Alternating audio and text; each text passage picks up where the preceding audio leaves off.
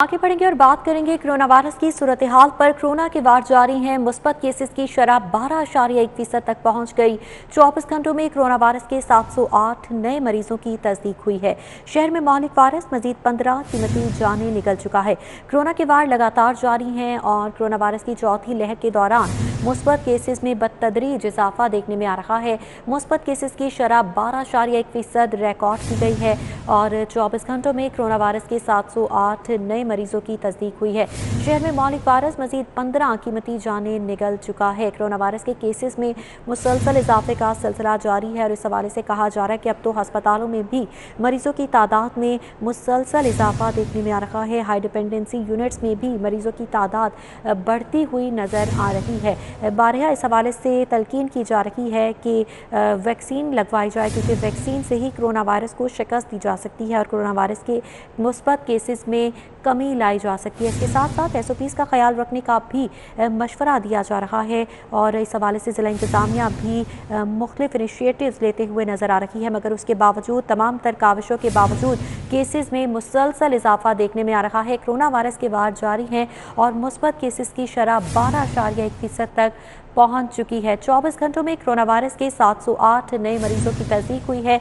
मज़ीद डिटेल्स लेंगे। अजमत आवान हमारे साथ मौजूद हैं। जी अजमत आवान, बताइएगा अस्पतालों में इस वक्त क्या सूरत हाल देखने में आ रही है?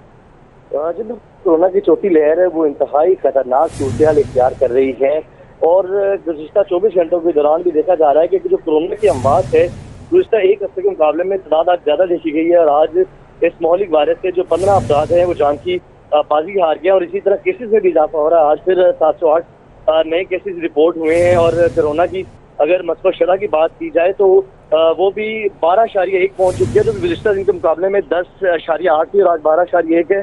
और कोरोना की चौथी लहर इंतहाई खतरनाक सूरत हाल इख्तियार करी है, क्योंकि जो इंडियन डेल्टा वेरिएंट है और कैलिफोर्निया एप्सिलॉन है वो तबाहियां मचा रहा है और महकमा सेहत की जानिब से यही कहा जा रहा है कि इस मौलिक वायरस से बचने का वाहिद हल SOPs पर अमल दरामद करके और वैक्सीन लगवाना ही है। जी बिल्कुल, SOPs पर अमल दरामद करके और वैक्सीन लगवा कर ही कोरोना वायरस को शिकस्त दी जा सकती है। अजमत आवान, ये बताइएगा ये जो चौथी लहर है किस एज ग्रुप को सबसे ज़्यादा मुतासिर कर रही है? क्या बच्चे भी इस वेव में जो है वो मुतासिर हो रही हैं?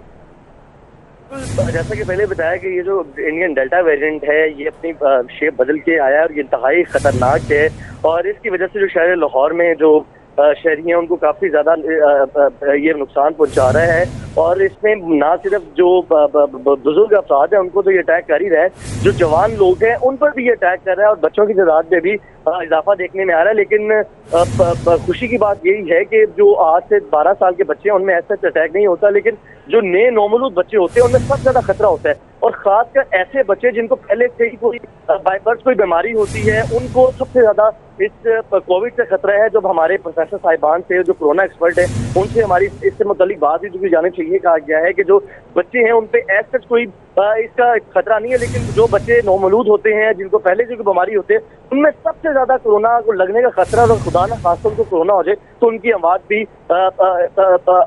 उनका इजाफा होता है। तो ये जो कोरोना इंडियन डेल्टा वेरिएंट है ये हर ग्रुप के लिए इंतहाई खतरनाक है, लिहाजा गवर्नमेंट की तरफ से भी अब पहले 17 साल से अब 15 साल से ऊपर जो अफराद हैं 9th क्लास से ऊपर उनको भी अब वैक्सीन लगवाई जाएगी।